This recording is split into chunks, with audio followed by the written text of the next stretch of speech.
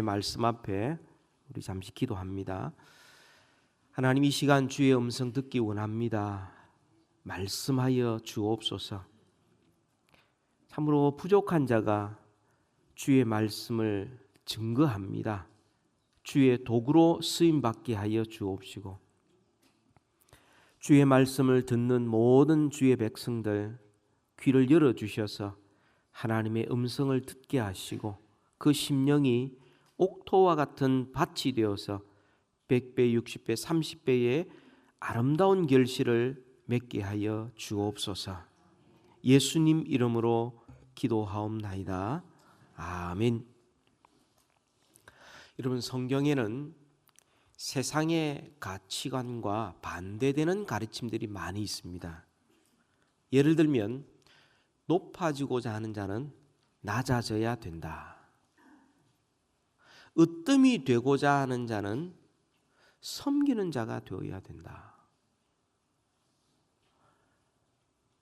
여러분, 높아지려면 높은 목표를 세우고 나한테 도움되는 것, 딛고 일어설 만한 것들, 모든 것들을 어떻든 애써서 내가 높이 올라가도록 노력해야 될 것 같은데, 그게 세상의 법이요, 세상의 정설인데, 성경은 우리에게 말합니다. 높아지고자 하는 자는 낮아져야 된다. 이게 역설이죠. 역설. 그리스도인들에 대하여서도 이런 역설들이 있습니다. 하나님께서 세상에 미련한 자를 택하여 지혜로운 자를 부끄럽게 하신다. 우리는 징계를 받는 자 같으나 실상은 하나님 앞에 축복을 받는 것이다. 이게 역설이죠. 이게 기독교의 진리는 세상의 가치관과 다르다는 것을 우리에게 가르쳐주고 있습니다. 우리가 읽은 이 본문 10절에서도 내가 약할 그때에 곧 강하다. 여러분, 사람이 강해지려면 돈도 있어야 되고 지위도 있어야 되고 힘도 있어야 됩니다. 사업에 성공도 해야 되고 뭔가 남들 앞에 내세울 만한 것들이 있어야 강해지는 것이 이 세상에서는 정설이라고 말하는데, 성경에서는 그게 아니고 우리가 약할 그때에 곧 강하다. 이게 하나님의 신비요, 이게 은혜의 역설입니다. 신앙생활 할 때 이런 것들이 굉장히 많이 있습니다. 우리는 너무 세상적인 생각 가지고 내가 익숙한 걸 가지고 아무 생각 없이 살 것이 아니라, 하나님은 우리에게 무엇을 말씀하시는지를 우리가 항상 귀 기울여서 우리 자신을 바꾸어 가서 습관도 생각도 바꾸어 갈 필요가 있는 것이죠. 세상적으로 볼 때는 실패는 실패입니다. 고난은 고난이에요. 약한 건 약한 겁니다. 그런데 하나님 안에 있을 때는 이 모든 것이 다 바뀌게 되어 있어요. 고난이 축복이고 실패가 더 큰 성공이 되고 아픔이 오히려 감사의 제목이 되고 고통 중에 더 큰 위로를 받게 됩니다. 이게 은혜의 신비죠. 이게 하나님께서 행하시는 그런 비밀스러운 구원의 역사입니다. 왜냐하면 우리가 그리스도 안에 있고 하나님을 신뢰하는 믿음 안에 있는 한은 하나님의 그 놀라운 역사, 그것은 계속되고 중단 없이 계속되고 끝까지 우리 자신을 하나님의 자녀답게 변화시키기 때문에 약할 그때에 강하고 고난 중에 위로가 넘치고 실패인 줄 알았는데 그것이 실패가 되는 하나님의 모든 합력하여 선을 이루시는 역사가 일어나게 되는 것입니다. 오늘 이 말씀을 통해서 이 하나님의 신비로운 역사를 깨달아서 은혜의 강물이 우리의 심령과 우리 교회에 메마르지 아니하고 충만하게 흘러 넘치시기를 우리 주님의 이름으로 축복합니다. 여러분, 사도 바울 지난주에 우리가 살펴본 본문 그대로입니다. 지극히 큰 계시를 받았어요. 그런데 그에게는 그를 계속하여 괴롭히는 육체의 가시가 있습니다. 하나님 앞에 그걸 없이 해달라고, 제거해달라고, 해결해달라고 하나님 앞에 간절히 3번이나 하나님 앞에 기도했습니다. 육체의 가시라니까 아마 육체에 관련된 것인 줄 생각할 수가 있겠고요. 그것이 대표적으로 안질 혹은 간질, 그것으로 생각해 볼 수가 있습니다. 그런데 하나님께서 그것을 거절하십니다. 제거해 주지 않으셨어요. 육체의 가시가 정확하게 무엇인지 성경은 분명히 밝히 말씀하고 있지 않는 것이 오히려 다행입니다. 왜냐하면 오늘 이 말씀을 읽는 우리 모두에게 우리를 괴롭히는 모든 것, 괴로움들, 고난들, 질병들, 어려움들, 이것이 육체의 가시와 같기 때문에 얼마든지 그렇게 우리가 적용해 볼 수 있는 것이죠. 사람마다 가시 없는 사람이 없습니다. 찌르는 가시 없는 사람이 없어요. 그런 환경이 없는 사람이 없습니다. 육체의 질병이라든지 혹은 장애라든지, 그죠? 사도 바울에게 있는 이런 것들이라든지, 혹은 지나온 우리의 삶에 정말 부끄러운 그런 기억들이나 죄책감들, 이것도 가시 노릇합니다. 그것만 생각하면 부끄럽고 너무나 한심하고 그냥 피해버리고 싶고 말하고 싶지 않는 모든 것. 베드로에게는 예수님을 부인했던 사건이 있지 않습니까? 전설에 의하면은 이 베드로가 새벽에 닭이 울 때마다 자다가 벌떡 일어나서 밖으로 나가 통곡했다라는 이야기가 있습니다. 그에게는 평생 지울 수 없는 가시죠. 아픔이었던 것입니다. 또 여러분, 우리가 쓰는 말들 가운데 눈에 가시 같은 존재 있죠. 그런 사람이 있어요. 그냥 대하기가 정말 부담스럽고 피하고 싶고 안 보고 싶은 이런 가시 같은 존재. 야곱과 에서 서로 가시 같은 존재였어요. 다윗과 사울 왕, 그렇습니다. 서로 가시 같은 존재였어요. 이것 없는 사람이 없습니다. 그런 사람 싫어서 옮겼는데 또 그 사람이 있어요. 비슷한 사람이죠. 어디를 가든지 가시 같은 존재, 가시 같은 상황, 사실 없는 사람은 없습니다. 중요한 것은 이 가시가 있느냐 없느냐가 중요한 게 아닙니다. 어떻게 반응하고 어떤 태도로 이겨내느냐, 사실 그것이 훨씬 더 중요한 것이죠. 사도 바울은 너무나 찌르는 것이 아파서 하나님, 이것 좀 없이 해 주십시오. 해결해 주십시오. 하나님 앞에 간절히 기도했습니다. 하나님께서 응답해 주지 않으셨어요. 그때로부터 바울은 그 자기를 찌르는 가시가 있음에도 불구하고 그런 그 상황 속에서 오히려 기뻐합니다. 오히려 그것이 자기의 강함인 줄 자랑합니다. 이게 그리스도인들이죠. 모든 일이 다 풀려야만이 감사하고 내가 기도한 대로 다 응답되어야만이 그것이 비록 자랑거리가 되는 것, 그건 사실상 기독교가 아니에요. 그건 샤머니즘이죠. 샤머니즘.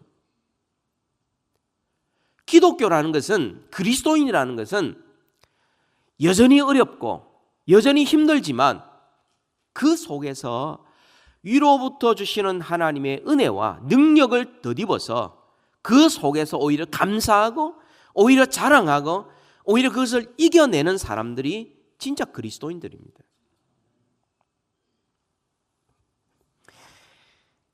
이것이 어떻게 가능하냐? 어떻게 가능하냐 그게? 그 속에는 약해야 비로소 배울 수 있는 것들이 있기 때문이죠. 우리가 지난주에 우리 2가지를 우리가 살펴보았습니다. 약해야 비로소 우리는 내가 별 수 없는 존재, 사람인 것을 배우게 됩니다.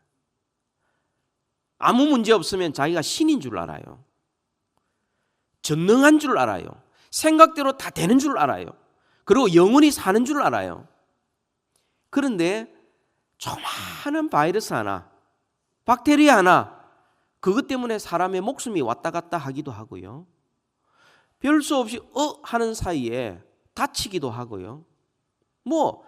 우리는 정말 연약하고 별 수 없는 존재구나. 나는 창조주가 아니구나. 나는 하나님이 아니구나. 비로소 깨닫게 되는 것은 우리가 연약해야만이 비로소 배울 수 있는 것이죠.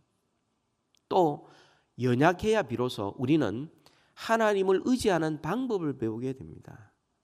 아무것도 우리가 할 수 있는 게 없고 그냥 하나님 앞에 기도하는 것밖에 없고 하나님을 의지하는 방법밖에 없는 그것을 비로소 배우는 그것, 연약해야 비로소 배울 수 있는 것들입니다.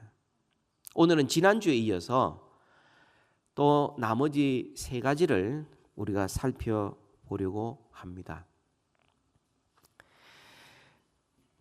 우리 고린도서 12장은요, 참 묵상하면 할수록 너무나 그 말씀의 깊이와 넓이와 높이가 너무 많아서 설교할 게 너무 많은데 약해야 비로소 배울 수 있는 것은 오늘부로 마감을 합니다.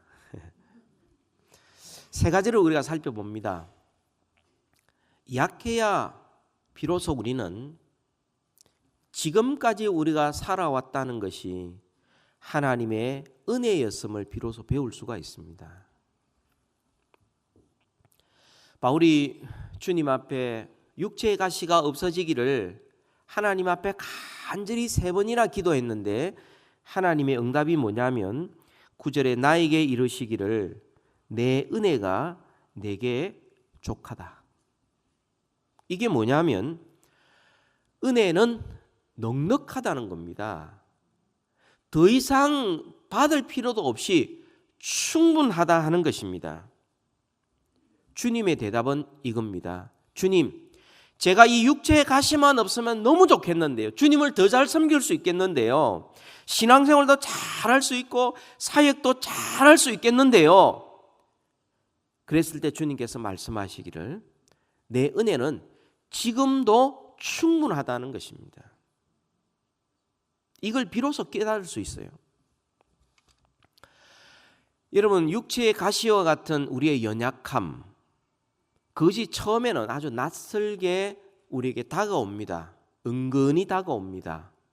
그래서 이게 뭐지? 이렇게 되는 거예요. 조금 있으면은 정말 거칠은 불청객처럼 우리의 삶을 그냥 휘젓습니다. 그래서 우리의 입장은 전혀 고려해 주지 않아요. 내 능력, 내 형편, 내 사정은 아무 고려의 대상이 아닙니다. 그때부터 우리를 완전히 빨아들이고요. 거기에 완전히 우리가 휘둘리게 됩니다. 마치 블랙홀처럼 모든 생각과 모든 스케줄과 모든 말하는 것들이 그냥 나를 찌르고 있는, 지금도 나를 힘들게 하는 이것으로 그냥 크게 그냥 밀려다니는 것이죠. 휘몰아치는 것입니다. 그래서 연약함, 육체의 가시 같은 것이 우리에게 닥치면 우리가 처음 느끼는 것이 불편함이고 그 다음에 나오는 것이 불평과 원망입니다. 또 그 다음에 좀 더 지나치면 분노하게 되지요. 환경의 분노, 이런 원인을 제공한 그 사람에 대한 분노, 그것을 제대로 해결하지 못한 나 자신에 대한 분노, 화가 치밀어 오릅니다. 감정적으로 주체할 수가 없어요. 그게 좀 더 지나치면 하나님을 향하여서도 하나님께서 왜 이런 일을 행하는지 이해가 안 되고 진짜 하나님 살아계시는지 이러면서 분노를 하게 됩니다. 어떤 사람들은 좌절을 해요. 해봤자 아무 대답도 없고 해결책도 없고 도와주는 사람도 없으니까, 능력도 없으니까 그냥 좌절을 합니다. 여러분, 우리가 어쩔 수 없는 문제와 고통을 만나면 본능적으로 불평하고 원망을 합니다.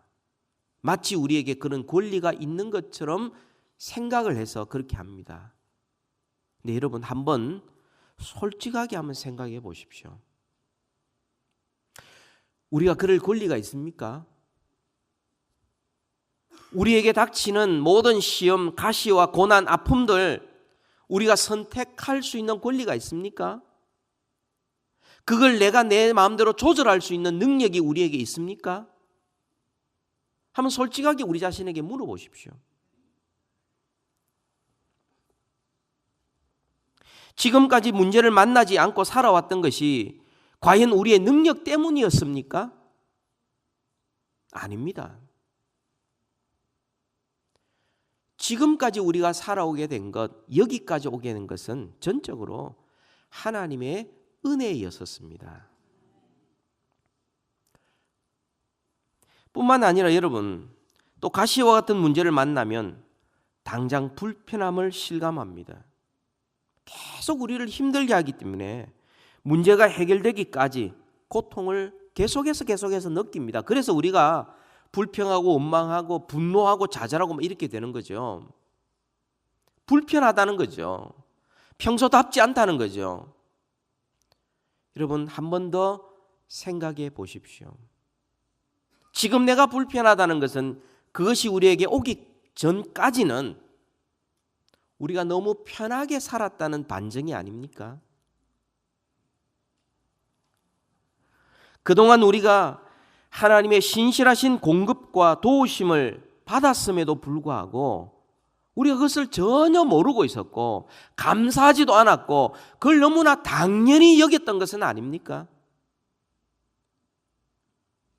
그러면서도 우리는 그동안 받은 은혜는 다 잊어버리고 지금 나에게 준 이 가시 때문에 원망하고 불평하고 마치 그런 권리가 있는 것처럼 생각하고 불평한 것 때문에 짜증내고 불평한 것 때문에 분노하고 과연 그런 능력이 있고 그런 권리가 있고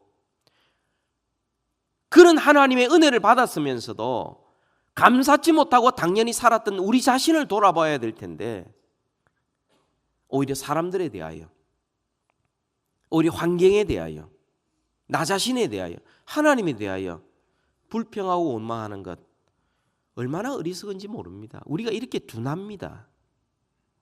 사실 소중한 것은 우리가 잃어버리고 난 다음에 비로소 얼마나 소중했는지 아는 경우가 대부분이죠. 사람이 위장이 큰 탈을 나가지고 음식을 못 먹을 때 돼 봐야 평소에 잘 먹는 게 얼마나 하나님의 은혜인지 알게 돼요. 물을 잘못 마셔서 큰 배탈이 나서요. 화장실을 밤새도록 들락날락 해봐야 우리가 마시는 이 물 한 잔이 얼마나 귀중한 거 비로소 알게 됩니다. 우리에게 있는 이 자유, 우리에게 있는 이 정의, 이런 것들을 잃어버려 봐야 그런 것들이 얼마나 소중한지를 비로소 알게 됩니다. 우리의 자녀들도 지금은 우리 곁을 떠나고 싶어서 멀리 가능하면 학교도 가고 싶고 멀리도 가고 싶고 딴 데 가서 살고 싶고 하지만 가서 죽을 고생해봐야 부모 밑에 있는 게 얼마나 좋다는 건 비로소 알게 되지요. 교회도 그렇습니다. 교회가 은혜롭고 아무 문제가 없이 지나가면 교회 심심하다. 아닙니다. 문제가 일어나서 막 시험이 들고 막 가슴이 찢어지고 아프고 해봐야 우리가 평안한 교회가 얼마나 좋은지를 비로소 알게 되는 것입니다. 사람이 이렇게 우둔합니다. 우리는 연약함을 만날 때 쉽게 감정적으로 원망하고 불평하기보다는 지금까지 지나오면서 받은 은혜들을 생각하면서 오히려 하나님 앞에 감사한 기회를 삼을 때 하나님의 능력이 우리와 함께하고 오히려 우리로 하여금 하나님이 주시는 위로와 기쁨을 우리가 비로소 회복할 수 있는 것이죠. 여러분, 만약에 문제가 아무것도 없다. 모든 일이 술술 잘 풀린다. 아프지도 안 하고 오래 살고 일도 막 잘 풀리고 승진하고 사업도 잘 되고 모든 일 다 잘 된다. 그러면 사람이 어떻게 될 것 같습니까? 하나님 더 잘 섬길 것 같죠? 아닙니다. 하나님께서 우리에게 경고하시는 말씀이 있어요. 호세아 13장 6절의 말씀. 그들이 먹여준 대로 배가 불렀고 배가 부르니 그들의 마음이 교만하여 이로 말미암아 나를 잊었느니라. 하나님께서 모든 은혜를 다 베풀어 주셔서 아무 문제 없었는데 결과는 뭐냐? 하나님 잊어버리는 거예요. 그건 당연하고 내가 이렇게 사는 건 당연하고 또 내가 어려움 당하는 것은 이거는 있을 수 없는 일이고 하나님 앞에 감사치도 못하고 하나님을 잊어버리고 마치 자기가 잘난 것처럼 지금까지 살아온 것이 마치 자기의 능력인 것처럼 권리인 것처럼 사람이 그렇습니다. 아무 문제 없으면 당연히 교만해지고요. 무심해지고요. 무관심해지고요. 양심이 굳어지고요. 그러면서 점점 하나님을 떠나게 되는 것입니다. 여러분 1942년 11월 8일입니다. 미국 역사상 최악의 화재 가운데 하나가 보스턴에서 일어났습니다. 그 발화된 장소가 어디냐면 코코넛 그로브 나이트 클럽이었어요. 493명이 불에 타 죽었습니다. 493명이 그 자리에서 그리고 200명이 그 불길 가운데서 구조를 받았어요. 그러니까 미국 화재 역사상 손꼽히는 화재 사건입니다. 그런데 그 이후에 그 매사추세츠 그 대학에 있는 에릭 린더맨이라는 사람이 논문을 하나 발표를 했어요. 이 사람이 구조된 200명 가운데 100명을 아주 철저하게 조사를 했어요. 검사를 했어요. 혹시 후유증 없는지 이후의 삶이 어떠한지 이렇게 살펴보았습니다. 놀라운 것은 그들 가운데 85명, 85%가 그 큰 환난과 위기가 오히려 그들로 하여금 평소에 누리지 못하는 행복을 되찾게 만들고 하나님을 향한 신앙을 회복하고 해피엔딩으로 끝나더라는 거죠. 그래서 그가 쓴 논문 가운데 중요한 용어가 위기 개입이라는 것입니다. Crisis Intervention이라는 것입니다. 위기 개입이라는 거죠. 사람이 위기를 만났을 때 옆에서 조금만 도와주면 오히려 그것이 정말 행복으로 가는 좋은 기회가 된다. 그때 이후로 미국에 9/11이라는 핫라인이 시작이 됐어요. 그때부터 생명의 전화라든지 이런 것들이 시작이 된 것입니다. 그 85명, 85%의 사람들이 어떻게 그렇게 됐느냐 하면 그런 어려움을 통과하면서 나쁜 습관을 고쳤다는 거죠. 이해할 만하겠죠. 그냥 뭐 나이트클럽 들락날락하고 그냥 재미삼아 가던 사람들이 그 위기를 만나면서 내가 뭐 했던가. 그죠? 담배를 아무리 끊으라 그래도 여러분 담배 피워도 천국은 갑니다. 그것 때문에 구원 못 받는 거 아니에요. 근데 몸에는 안 좋아요. 아무리 끊으라 그래도 안 돼요. 근데 몸이 아프다 그러면 끊습니다. 그죠? 위기가 닥쳐야 나쁜 습관을 자기가 비로소 끊을 수 있는 좋은 습관을 향하여 갈 수 있는 것이고요. 또 고통과 어려움을 닥치고 나니까 평소에 당연하게 생각했던 것들이 너무나 소중하게 여겨지더라는 거죠. 가족들, 친구들, 내가 일하는 일터 이런 것들이 너무너무 소중하게 여겨져서 그때부터 서로 아끼고 사랑하니까 그 다음에는 삶이 바뀌게 되는 거예요.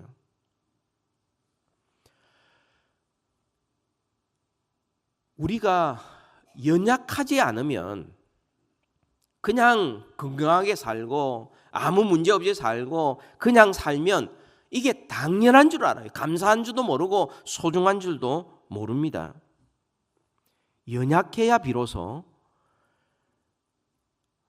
우리가 가지고 있는 지금 우리가 누리고 있는 우리가 지금 만나는 모든 사람들이 얼마나 소중한지를 비로소 알게 되고요.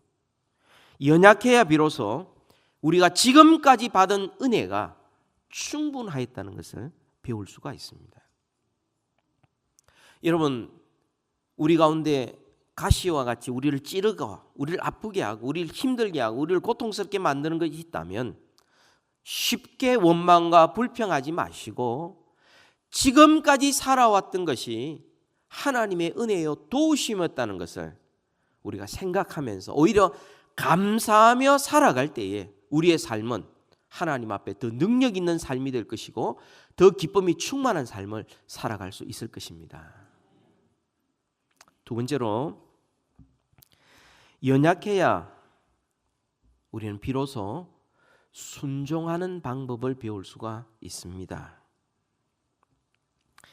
여러분 9절 말씀에 나에게 이르시기를 내 은혜가 내게 족하도다. 이는 내 능력이 약한 데서 온전하여짐이라 하신지라. 그러므로 도리어 크게 기뻐함으로 나의 여러 약한 것들에 대하여 자랑하리니. 순종이었습니다. 여러분, 이 순종은 정말 배우기 어려운 것입니다. 사람이 순종은 배우기가 거의 불가능에 가깝다 보시면 돼요. 왜냐하면 우리의 본성이 불순종하는 것이 내 마음대로 하는 거예요. 주님 앞에 내가 3번 없어지기를, 떠나가게 하기를 주님 앞에 간구하였는데 돌아온 대답은 내 은혜가 내게 족하다. 이는 내 능력이 약한 데서 온전하여짐이라. 다시 말해 하나님께서 너 약한 그대로 살아라는 것이죠. 그걸 받아들이는 것은 너무나 어려운 것입니다. 여러분, 순종은 정말 귀한 것이지만, 그것이 믿음의 증거이지만, 하나님을 기쁘시게 하는 것이지만, 이걸 배우는 것은 거의 불가능에 가깝습니다. 여러분, 평소에는 우리가 진짜 순종하는지 안 하는지를 우리는 잘 알 수가 없습니다. 순종하는 척 할 수 있어요. 얼마든지. 근데 정말 순종의 진위를 알 수 있는 것은 우리가 연약할 때, 우리에게 어려움이 닥쳤을 때, 우리를 찌를 때에 비로소 순종하는지 안 하는지를 제대로 알 수가 있습니다. 이런 경험이 있으시죠? 어렸을 때 여러분 목욕을 하든 장난을 치든 하면서 구중물이 있는데요. 거기에 온갖 더러운 것이 있는데 그걸 가만히 두르면 하루나 이틀 지나고 나면 그 모든 더러운 것들이 쫙 가라앉습니다. 그리고 아주 물이 맑아 보입니다. 그리고 깨끗한 줄 알아요. 그죠? 그런데 물이 깨끗한 줄 알고 그것을 툭 치면 어떻게 되죠? 가라앉았던 게 다 올라옵니다. 깨끗한 물입니까? 아닙니까? 더러운 거였죠. 깨끗한 척 했던 것입니다. 우리가 하나님 앞에 모든 일이 잘 풀리면 순종하는 척 얼마든지 할 수 있습니다. 근데 우리를 찔러요. 우리 한계점에 도달합니다. 도저히 참을 수가 없어요. 우리를 괴롭게 합니다. 그때 비로소 순종하는지 안 하는지를 알 수가 있어요. 여러분, 배추 김장을 할 때에 소금물에 절이지 않습니까? 마찬가지로 이 고난의 소금물을 통하여서 우리의 혈기가 절어야 됩니다. 우리의 감정과 고집 절어야 됩니다. 죽어야 됩니다. 그래야 비로소 순종할 수 있는 것입니다. 여러분, 야고보서 1장 2절에 여러분 지난 우리 야고보서를 살펴보았죠. 내 형제들아, 너희가 여러 가지 시험을 당하거든 어떻게 하라고 말합니까? 너희가 여러 가지 시험을 당하거든. 시험이라는 것은 내가 선택하는 게 아니라 당하는 것이라고 말합니다. 온전히 기쁘게 여기라 하는 것입니다. 내 형제들아, 너희가 여러 가지 시험을 당하거든 온전히 기쁘게 여겨라. 여기서 중요한 말은 여기라는 명령형입니다. 여전히 아픕니다. 여전히 힘듭니다. 여전히 찌릅니다. 그 시험이에요. 그 가시예요. 근데 주님께서 우리에게 말씀합니다. 온전히 기쁘게 여기라 말씀합니다. 그러면서 하시는 말씀이 하나님은 선하신 우리 아버지시요, 그것을 우리에게 허락하신 선한 목적이 있기 때문에 그 일을 통하여서 우리의 믿음을 자라게 하시고 우리로 하여금 순종하게 만드시기 때문에 우리는 온전히 기쁘게 여겨라 라고 말씀을 합니다. 시험이 왔는데, 가시가 찌르는데 기뻐할 사람 아무도 없습니다. 여전히 아픕니다. 그러나 주의 말씀을 가지고 내가 기쁘게 여기는 것이 중요합니다. 오늘 본문을 보세요. 8절에 이것이 내게서 떠나가게 하기 위하여 내가 3번 주께 간구하였더니, 주님의 대답입니다. 나에게 이르시기를 내 은혜가 내게 족하도다. 이는 내 능력이 약한 데서 온전하여짐이라 하신지라. 그러므로 도리어 크게 기뻐함으로 나의 여러 약한 것들에 대하여 자랑하리니 이는 그리스도의 능력이 내게 머물게 하려 함이라. 너 그대로 살아라. 약한 것이 좋다. 너 가시 그대로 살아라. 나 응답 안 해주겠다. 아픈 대로 살아라 했을 때 그 말씀 듣자 말자 바울은 그렇게 된 것을 기쁘게 받아들였습니다. 순종이지요. 더 이상 자기의 가시에 집착하기보다는 그것을 선물로 여기면서 감사하기 시작했습니다. 여러분 10절 같이 한번 읽읍시다. 시작.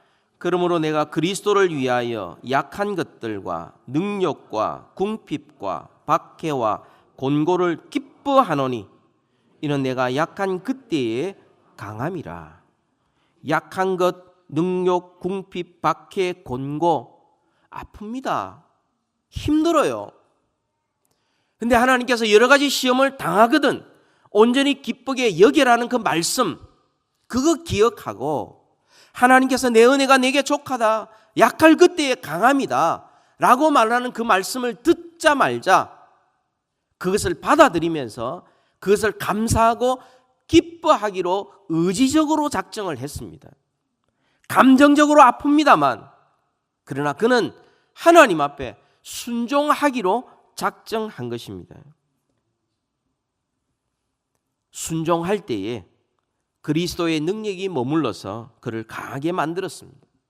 여전히 아프고 여전히 괴롭지만 주님이 도우시는 능력으로 그는 이길 수 있었던 것입니다. 여러분 5월 초에 우리가 브라질 아마존에 우리가 단기 선교를 갑니다. 거기에 계시는 선교사님이 오셔서 한번 이런 말씀을 하신 적이 있어요. 이제 배를 타고 이렇게 노를 저어서 이렇게 선교를 하러 더 깊은 정글로 들어갈 때에 때로는 강의 지류가 말라서 더 이상 갈 수가 없을 때가 있답니다. 짐도 있고 사람도 있고 이래서 더 이상 진도를 못 나가고 그렇다고 해서 배를 이렇게 치고 갈 수도 없는 때, 그때 어떻게 하느냐 하면 기도하고 찬송하며 기다린대요. 그러면 그 정거리니까 밀림이니까 갑자기 비가 쏟아져서 물이 불어서 강이 생겨서 그를 막고 있던 그 바위 치우지 않고도 그 위로 배가 지나갈 수 있게 만들어 주신다는 거예요. 여러분 우리에게 가시가 있고 고통이 있고 연약함이 있고 힘든 우리를 찌르는 것이 있을 때 그것을 치우려고 하기보다는 오히려 그걸 통하여서 더 큰 하나님의 은혜를 받아야 그것을 지나가고 이겨내고 그걸 통하여 믿음이 성숙하고 하나님 앞에 순종하는 것을 배우는 것, 이걸 바로 성숙이라고 말하는 것입니다.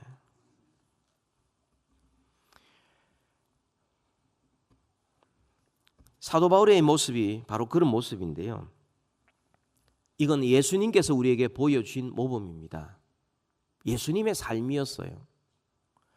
예수님의 마지막 주간, 그 다음 님이 잡혀서 곧 십자가에서 살찌고 피 흘려 죽어야 되는 그 죽음의 잔을 마셔야 될 때에 예수님께서 어떻게 기도하십니까? 아버지여, 할 수만 있거든 이 잔을 내게서 지나가게 해달라고 기도합니다.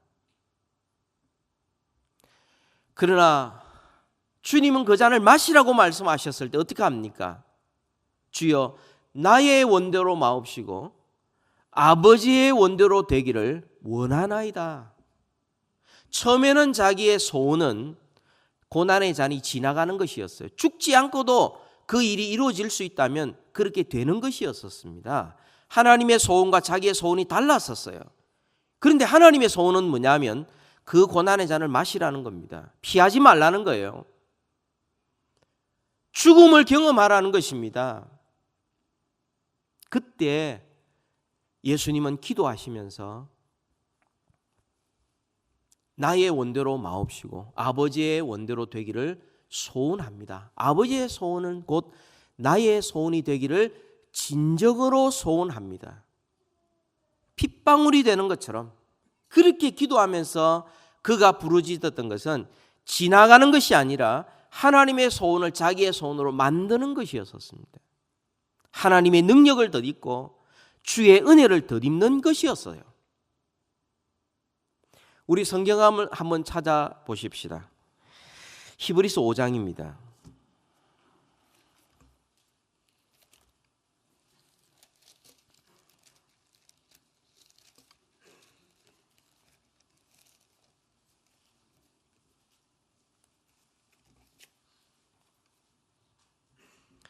히브리서 5장 8절 9절입니다. 다 같이 읽읍시다. 시작.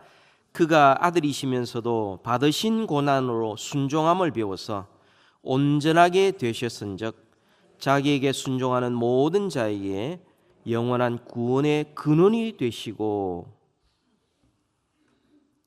여러분, 순종은 배우기가 너무 어렵습니다. 우리의 본능은 불순종하는 것입니다. 우리의 본능을 거스려 순종하는 것은 너무나 어려운 것입니다. 이 순종을 배워야 하나님을 기쁘시게 하고 순종해야 믿음으로 살아갈 수가 있습니다. 근데 이 순종은 고난을 통해서만 배울 수 있습니다. 예수님께서 그가 아들이시면서도 받으신 고난으로 순종함을 배워서 온전하게 되셨습니다. 우리는 연약해야 비로소 순종을 배울 수 있습니다. 다른 것으로는 안 됩니다. 여러분, 모든 일이 다 잘 풀리고 사람들이 칭찬하고 인정하고 막 이렇게 되면은 하나님 앞에 더 잘 순종할 수 있을 것 같지요? 아닙니다. 오히려 더 불순종이 더 뿌리 깊게 뿌리를 내립니다. 비가 오지 아니하고 계속해서 찬란한 햇빛만 쨍쨍 내리쬐면 아무리 좋은 땅도 다 사막으로 바뀌어버립니다. 비가 와야 되고 천둥 번개가 쳐야 됩니다. 때로는 햇빛이 찬란하게 나와야 합니다. 그러면서 그 땅이 정말 풍요로운 열매를 맺는 땅으로 바뀌어질 수가 있듯이 우리는 연약해야 순종을 배울 수가 있어요. 이것 외에는 방법이 없습니다. 고난 외에는 순종을 배울 수 있는 방법이 없습니다. 그래서 우리는 순종하게 되고, 그래서 믿음이 자라게 되고, 그래서 하나님을 기쁘시게 할 수 있고, 그래서 다른 사람을 살릴 수가 있는 겁니다.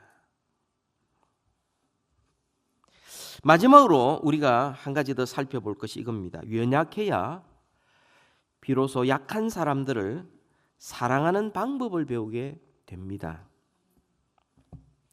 연약해봐야 이웃의 연약함을 이해하고 위로하고 불쌍히 여기고 사랑할 수 있습니다.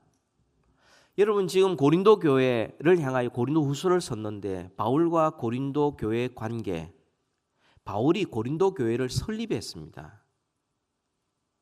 그런데 서로 사이가 지금 안 좋아요. 바울이 고린도 교회를 방문한다 하니까 싫어했어요. 왜? 바울이 오면은 그런 구제금을 요청할까 싶어서 아예 싫어했어요. 그러면서 뒤에서 온갖 다른 말로 하면서 비난했어요. 바울은 사도도 아니다 이러면서 없는 말, 온갖 말을 합니다.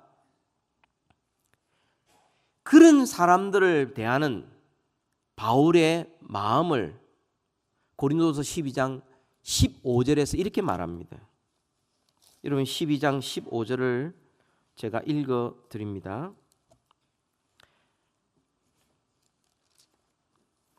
내가 너희 영혼을 위하여 크게 기뻐함으로 재물을 사용하고 또 내 자신까지도 내어주리니 너희를 더욱 사랑할수록 나는 사랑을 덜 받겠느냐? 그들이 자기에게 어떻게 대하든지 상관하지 아니하고 바울은 고린도 교인들을 더 사랑하고 그것이 하나님의 사랑받은 자의 자세라고 말합니다.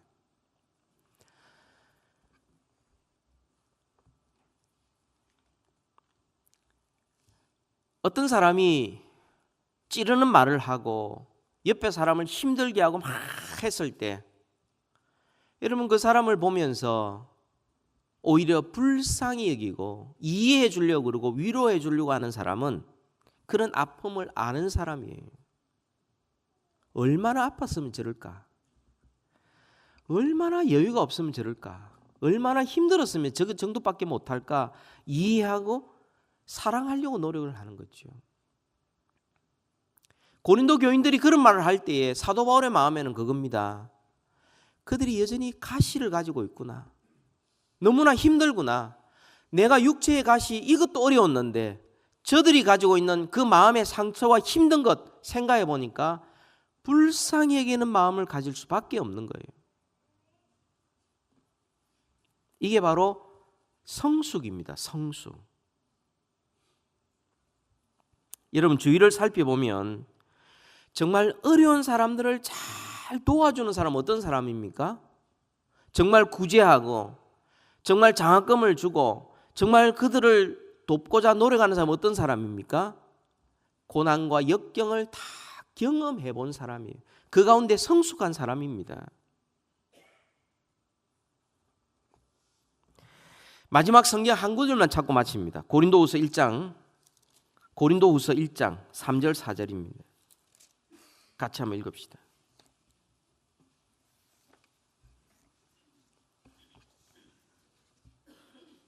(3절 4절) 시작. 찬송하리로다. 그는 우리 주 예수 그리스도의 하나님이시요 자비의 아버지시요 모든 위로의 하나님이시며 우리의 모든 환난 중에서 우리를 위로하사 우리로 하여금 하나님께 받는 위로로서 모든 환난 중에 있는 자들을 능히 위로하게 하시는 이시로다. 고난을 받을 때 위로의 하나님을 만날 수 있고 하나님의 위로를 받아야만이 비로소 다른 사람을 위로할 수 있습니다. 그렇지 않고 그냥 위로한답시고 하는 사람들, 정말 아픔과 역경을 모르는 사람들은 다른 사람을 사실은 위로를 못해요. 받은 위로로 다른 사람을 위로하게 만들기 위하여 하나님께서 우리에게 연약함을 허락하십니다. 우리가 연약함, 육체의 가시, 고통, 문제, 역경을 만날 때 우리는 종종 왜 그렇습니까? 왜 하필 나에게? 왜 하필 우리 가정에게? 왜 하필 우리나라에? 왜 하필 우리 사회에? 이러면서 자꾸 왜라는 질문을 던지는데 여러분 아무리 던져도 해답을 알 수가 없어요. 근데 분명한 것을 우리가 아는 것은 연약해야 비로소 우리 자신이 얼마나 연약한 존재라는 것을 알게 되고 연약해야 비로소 우리는 전능하신 하나님을 의지하게 됩니다.